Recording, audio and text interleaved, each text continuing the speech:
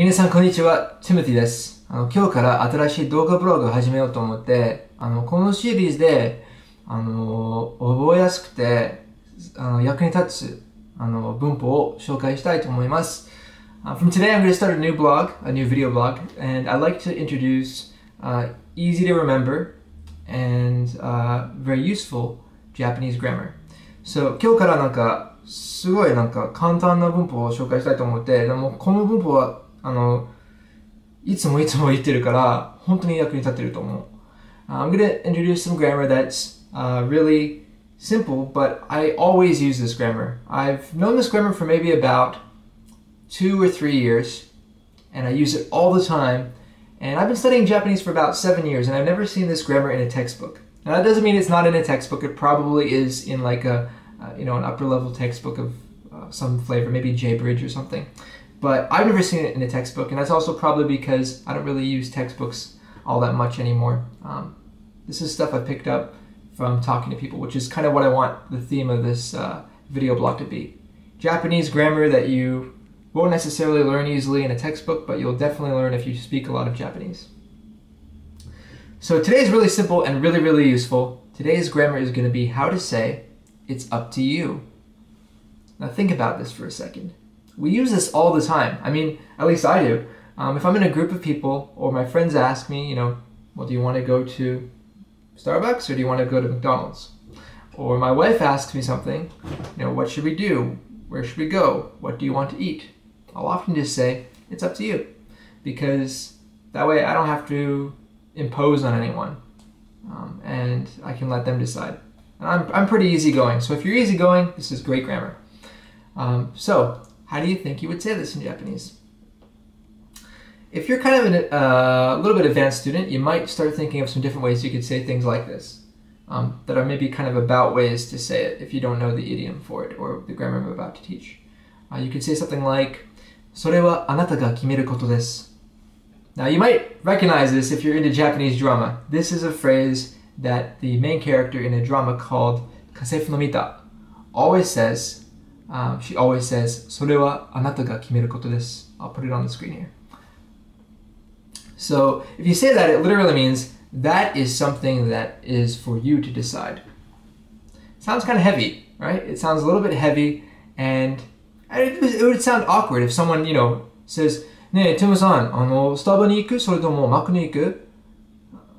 Hey Tim, do you want to go to Starbucks? Do you want to go to Mac? And I respond with, それはあなたが決めることです. Well, that's something you should decide. It sounds kind of weird and maybe even a little bit heavy.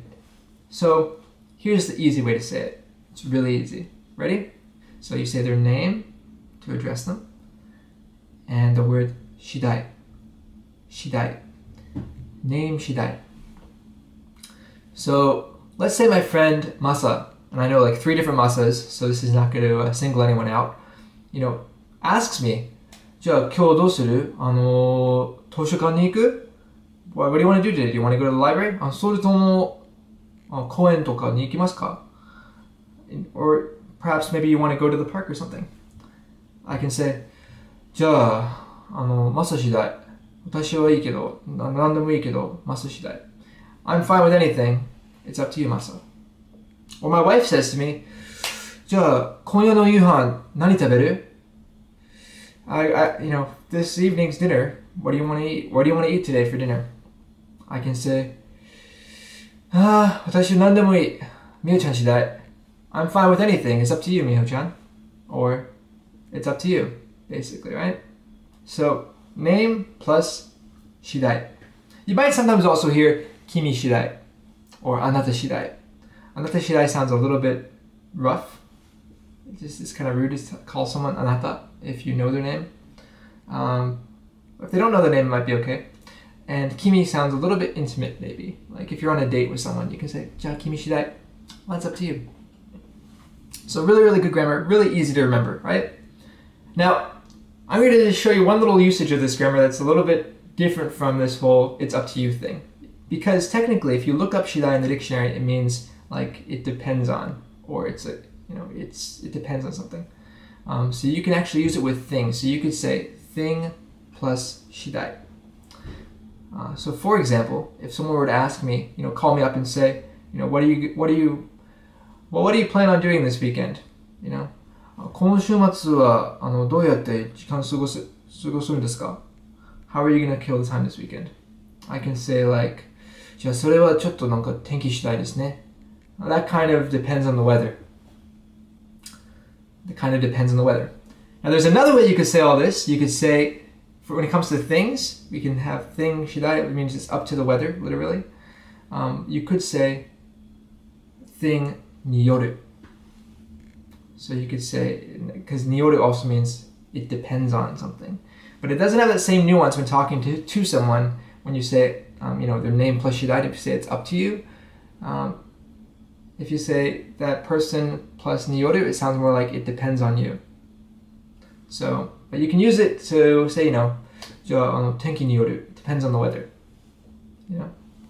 Last little note I'll make about this, because we're almost done, is that this can also be used in the third person. So you don't necessarily have to say to the person, it's up to you. You could say, it's up to that person over there. Someone asks, how many chairs do we need? Let's say we're organizing an event, and someone asks me, how many chairs do we need? Timoshi, 椅子はどれぐらい必要ですか? How many chairs do we need? I would maybe say like, I don't know, it's up to Mike. He's the organizer. 私わかんない。マイク次第でしょ。マイクに聞いてください。I don't know, it's up to Mike. Please ask Mike. So yeah. Anyways, that's today's easy grammar. Person, shidai. It's up to person. So now, when people ask you, what should we do? And you don't want to decide, you can just simply say, it's up to you. Alright, hopefully this was informative and not too long. I'm kind of a windbag. Please leave comments or suggestions below or in the forum or whatever, and I'll be happy to answer any questions anyone has. Have a great day. Bye.